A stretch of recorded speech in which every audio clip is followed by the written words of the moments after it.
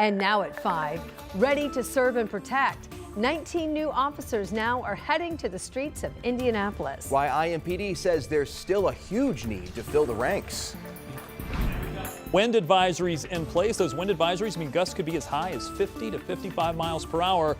Things are going to be changing through the weekend. I'll let you know what to expect. And an Indianapolis-based church joining a nationwide lawsuit against the Trump administration. Why they say new immigration policies violate their rights. Live from Indy, you're watching 13 News.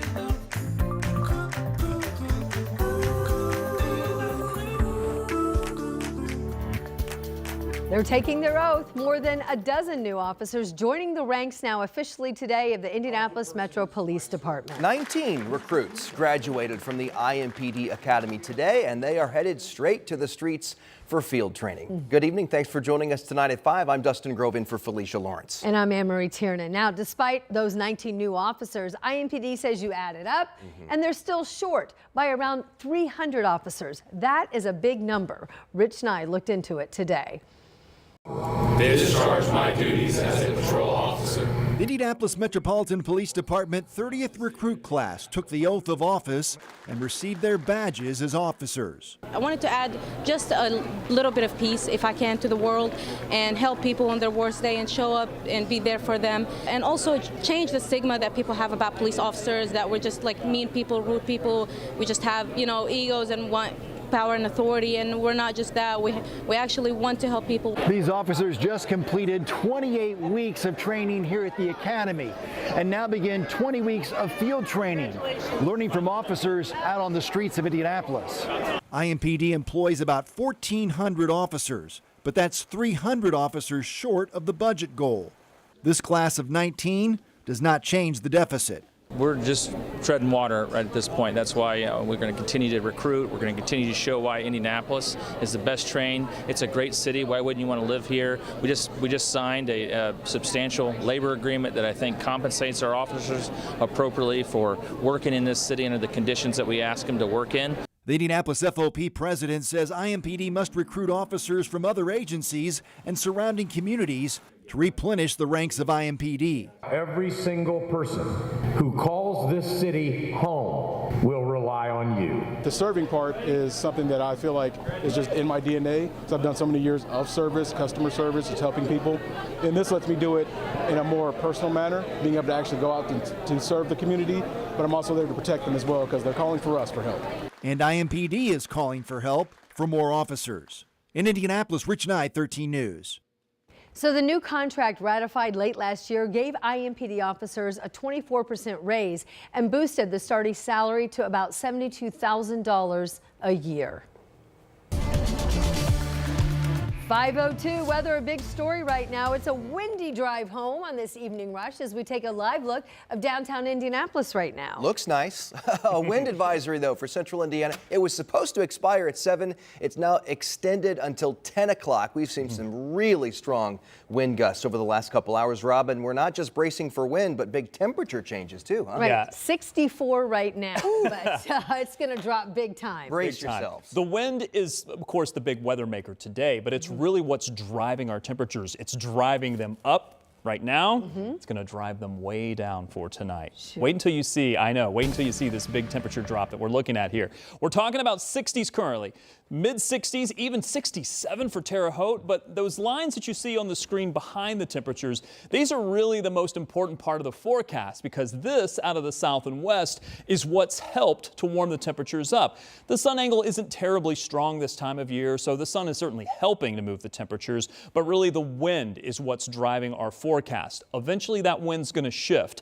We still are expecting the possibility of gusts to 55 miles per hour through 10 p.m. I do think the strongest of the winds are behind us, but there's another lobe of some stronger winds that may pass through here sometime this evening. I'd say between 8 and maybe 10 or even 11 o'clock, where the winds may still gust at times over 40 miles per hour. They're still going to be breezy tomorrow, but they'll be out of the north and west, and that means the temperatures in the 60s right now will drop into the 30s and yes, even the 20s for tonight, and they won't rebound much for tomorrow. I'll be back with a look at the Sunday forecast, which isn't much improved from the 30s tomorrow.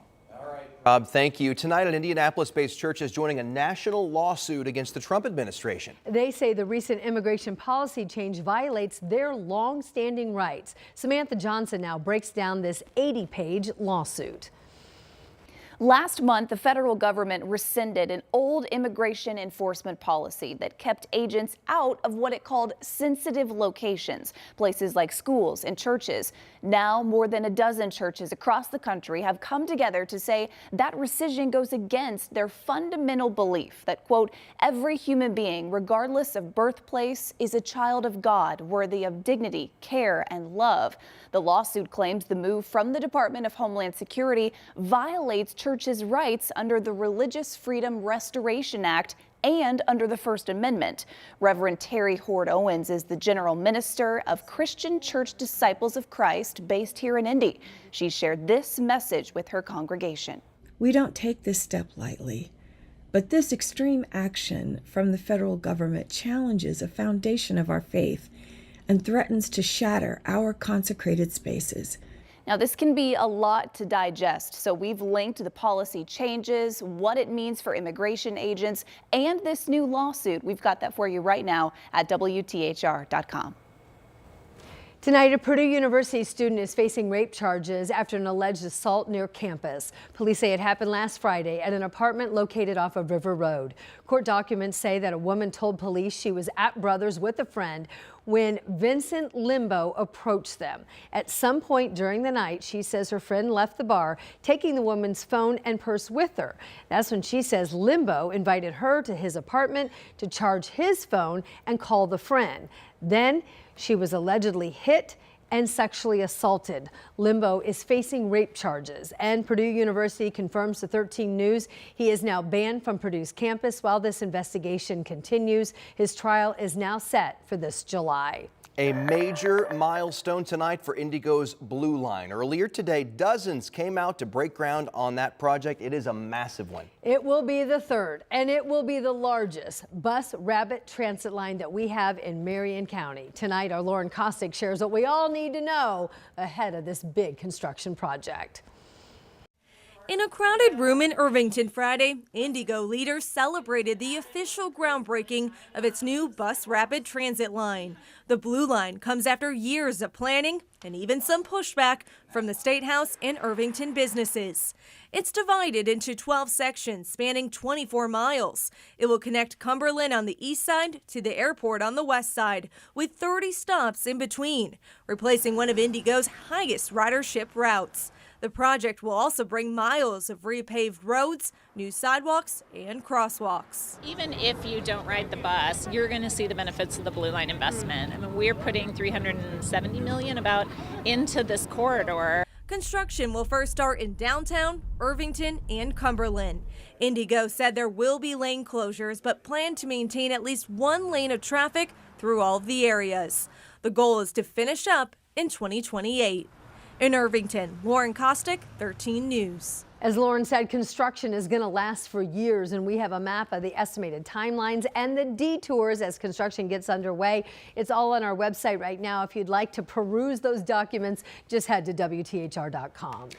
A former county councilwoman avoids prison time in southern Indiana after pleading guilty to charges related to the Jamie Knoll investigation. Brittany Ferry was arrested last August on a felony conflict of interest charge, and today she was sentenced to 2 years in prison with the entire sentence suspended to probation. The judge also ordered her to pay a $2,000 fine plus court costs. Knoll has a child with Ferry. According to previous court documents, Ferry accepted more than $100,000 in child support payments paid with stolen funds from the Utica Township Volunteer Firefighters Association.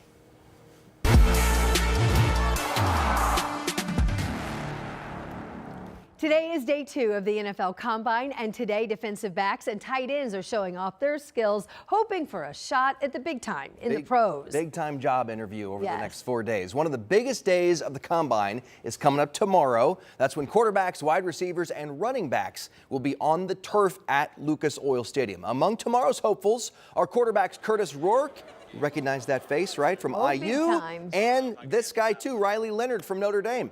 Rourke led the Hoosiers to a historic regular season and an appearance in the college football playoff. Leonard and the Fighting Irish made it all the way to the title game. You know, one thing I want to showcase is just my ability to extend the ball down the field. You know, you probably don't see that as much on tape, but that's something I've really been working on. So a lot of people think, you know, my arm might be a little bit weaker, but, you know, all that matters is that I think I got a strong arm. So I'm ready to prove a lot of people wrong. Leonard says he plans to participate in all the drills tomorrow. Bo Collis is among the other Notre Dame players who will also be on the field tomorrow, and a lot of fans there as well, hoping to see some of that action. When the NFL returns this fall, there will not be any more waiting for the chains. The league is planning to replace first down field measures with an electronic system, and that technology is actually already in place at every NFL stadium. It's been tested, it's ready to go.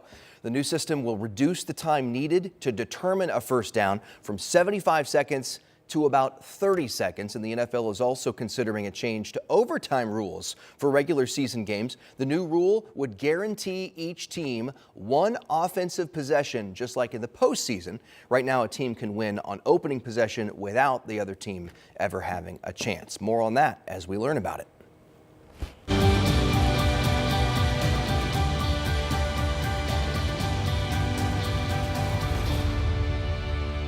We're counting down to May, and listen up. You now have a chance to win an exclusive prize by sharing your favorite memories of the month of May. The 500 Festival is launching this Kickoff to May contest. If you want to participate, if you want to enter, this is what you do. Write a short story sharing your favorite May memories and send them in by March 31st. The contest ties into this year's 500 Festival theme that is connected through May. If you're a winner, you get a Kickoff to May fan package. That includes VIP tickets to the 500 Festival Parade, to the parade brunch, and more. What a cool idea. Yeah. That's so many memories. Boy, how do you narrow them down? May is still months away, but good news for IndyCar fans. The season is here. Yay. This is a live look down at St. Petersburg, Florida. Yes, in the 70s Oh, right now. great. Yes, they're doing practice right now. The first race of the season, IndyCar season, happens this weekend in Florida. Drivers on track for their first practice laps today, and they are getting ready for the race, Sunday's Grand Prix. Still ahead here at 5, a man is in jail after a toddler died in his care last month. What we're now learning about that child's condition at the time of his death. Plus, a big, unprecedented, unseen before blow up at the White House today as the president of Ukraine visits. What this tense exchange means for an end to the war and a minerals deal with Ukraine. We'll have more on that. Plus, Rob. Yeah, I've got temperatures that are in the 60s. We're not too far off from Florida, but wait until tomorrow. Temps are dropping in a big way. I'll show you the weekend forecast coming up. Stay with us.